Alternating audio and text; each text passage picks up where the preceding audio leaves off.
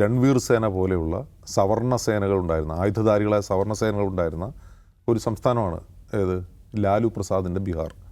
ആ സവർണ സേനയോടാണ്, ആ രൺവീർ സേനയോടെ ഫൈറ്റ് ചെയ്തിട്ടാണ് ലാലു പ്രസാദ് തൻ്റെ യാദവ മുസ്ലിം രാഷ്ട്രീയം അവിടെ പടുത്തുയർത്തിയത്. അതിനെക്കുറിച്ചാണ് ഈ ജംഗിൾ രാജ് എന്ന് വിശേഷിപ്പിക്കുന്നത്. കേരളത്തിൽ ഉൾപ്പെടെ ബീഹാറിനെ കുറിച്ച് നടന്നിട്ടുള്ള ഒരു പ്രചാരണം എന്താണെന്ന് വെച്ചാൽ, ലാലു പ്രസാദ് യാദവ് ഭരിച്ചുകൊണ്ടിരുന്നപ്പോൾ അവിടെ ജംഗിൾ രാജായിരുന്നു. അവിടെ NDA ഭരണം തുടങ്ങിയപ്പോൾ, പ്രത്യേകിച്ച് നിതീഷ് കുമാറിൻ്റെ ഭരണകാലത്ത് ആ ജംഗിൾ രാജ് അവസാനിച്ചു. അവിടെ ക്രമസമാധാന നില ഉഷാറായി, ഒരു കുഴപ്പമില്ല എന്നാണ്. യഥാർത്ഥത്തിൽ ആ പറഞ്ഞതിലൊരു പ്രശ്നമുണ്ട്. ഒന്ന്, UPയും ബീഹാറും തമ്മിൽ എൻറ്റയർലി ഡിഫറൻ്റ് ആയിട്ടുള്ള രണ്ട് സ്റ്റേറ്റുകളാണ്. ഇപ്പോൾ UPയുടെ ഒരു പോപ്പുലേഷൻ ഡെമോഗ്രഫി അല്ല ബീഹാറിൻ്റേത്. അവിടുത്തെ ഒരു കാസ്റ്റ് കെമിസ്ട്രി അല്ല ഇവിടെയുള്ളത്. അപ്പോൾ നമുക്കറിയാം, ഈ പറയുന്ന രൺവീർ സേന പോലെയുള്ള സവർണ സേനകളുണ്ടായിരുന്ന ആയുധധാരികളായ സവർണ സേനകളുണ്ടായിരുന്ന ഒരു സംസ്ഥാനമാണ് ഏത് ലാലു പ്രസാദിൻ്റെ ബീഹാർ. ആ സവർണ സേനയോടാണ്, ആ രൺവീർ സേനയോടെ ഫൈറ്റ് ചെയ്തിട്ടാണ് ലാലു പ്രസാദ് തൻ്റെ യാദവ മുസ്ലിം രാഷ്ട്രീയം അവിടെ പടുത്തുയർത്തിയത്. അതിനെക്കുറിച്ചാണ് ഈ ജംഗിൾ രാജ് എന്ന് വിശേഷിപ്പിക്കുന്നത്.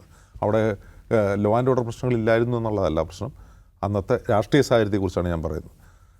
അപ്പോൾ നിതീഷ് കുമാർ വന്നിട്ട് നിതീഷ് കുമാറിന് ഭയങ്കര ഗുഡ് ഗവേണൻസ് ആണ്, വൻ വികസനമാണ് എന്നൊക്കെയാണ് പ്രചരിപ്പിക്കപ്പെട്ടത്. മൊത്തത്തിൽ അങ്ങനെ ഒരു പെർസെപ്ഷൻ ഉണ്ടാക്കിയെടുത്തു ഇന്ത്യ മുഴുവൻ. അതിനുള്ള പബ്ലിക് റിലേഷൻ വർക്ക് കഴിഞ്ഞ ബീഹാർ ഇലക്ഷൻ ഉണ്ടായിട്ടുണ്ട്. പക്ഷേ ഈ കഴിഞ്ഞ ബീഹാർ ഇലക്ഷനിൽ ഈ പുറത്തു നിന്നുള്ള മോണിറ്റേഴ്സ് ശ്രദ്ധിച്ചൊരു കാര്യം, ബീഹാറിൽ വലിയ തോതിൽ മുമ്പ് മറ്റ് സംസ്ഥാനങ്ങളിലുള്ളതിനേക്കാൾ കൂടുതൽ ഹെയ്റ്റ് സ്പ്രെഡ് ആവാൻ തുടങ്ങിയിട്ടുണ്ട്, പ്രത്യേകിച്ചും മുസ്ലിം വിരുദ്ധ ഹെയ്റ്റ്. അതിലേറ്റവും പ്രധാനപ്പെട്ട കാര്യം ഇവന്മാരൊക്കെ ബംഗ്ലാദേശ് ഇൻഫിൽട്രേറ്റേഴ്സ് ആണെന്നാണ്. അതിനുള്ള പണി അമിത്ഷാ നേരത്തെ ഇട്ടുകൊടുത്തിട്ടുണ്ട്. ബംഗ്ലാദേശിൽ നിന്നുള്ള ഇൻഫിൽട്രേറ്റേഴ്സാണ്, ബംഗാൾ വഴി കയറിയ ആളുകളാണ് എന്നുള്ളതാണ്. മുമ്പ് നമ്മൾ ജാർഖണ്ഡിലും കണ്ടാണ്, ജാർഖണ്ഡ് ഇലക്ഷൻ്റെ സമയത്ത് കണ്ടാണ്, ബംഗാളിനോട് ചേർന്ന് നടക്കുന്ന ജാർഖണ്ഡിലും ഇങ്ങനെ ഇൻഫിൽട്രേറ്റേഴ്സ് വരുന്നു എന്നുള്ള പ്രചാരണം. അപ്പോൾ സ്വാഭാവികമായിട്ടും ഹെയ്റ്റ് സ്പ്രെഡ് ആകുമ്പോൾ ഹെയ്റ്റ് ക്രൈംസും കൂടും. അത് നമ്മൾ UPയിൽ കണ്ടതാണ്, കഴിഞ്ഞ 10 വർഷമായിട്ട് നമ്മൾ കണ്ടുകൊണ്ടിരിക്കുന്നതാണ്. മധ്യപ്രദേശിലും ഛത്തീസ്ഗഡിലും എല്ലായിടത്തും കാണുന്നു, മഹാരാഷ്ട്രയിലൊക്കെ കണ്ടുകൊണ്ടിരിക്കുന്നുണ്ട്. അവിടെ ഹെയ്റ്റ് കൂടുതലായിട്ട് സ്പ്രെഡ് ആകുന്നു, അവിടെ ഹെയ്റ്റ് ക്രൈംസ് ഉണ്ടാവും എന്നുള്ളതാണ്.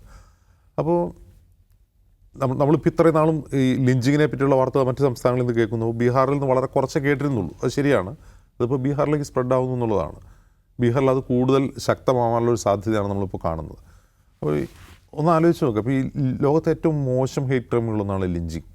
അപ്പോൾ ആളുകൾ വന്ന് വെടിവെച്ച് കൊല്ലുക അല്ലെങ്കിൽ വെട്ടിക്കൊല്ലുക എന്നൊക്കെ പറയുന്നതിനേക്കാൾ ഒരാൾക്കൂട്ടം വന്ന് അയാളുടെ ഐഡൻറ്റിറ്റി പരിശോധിച്ച് അയാളെ ചിത്രവധം ചെയ്യുക, ഇയാളെ സംബന്ധിച്ച് ചിത്രവധം ചെയ്യുകയാണ് ഇത്.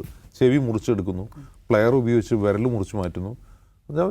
ഒരു മനുഷ്യനെ ചിത്രവധം ചെയ്യാൻ പറ്റുന്ന രീതിയിലേക്ക് ഈ സിറ്റുവേഷൻ മാറ്റുകയാണ് ചെയ്യുന്നത്.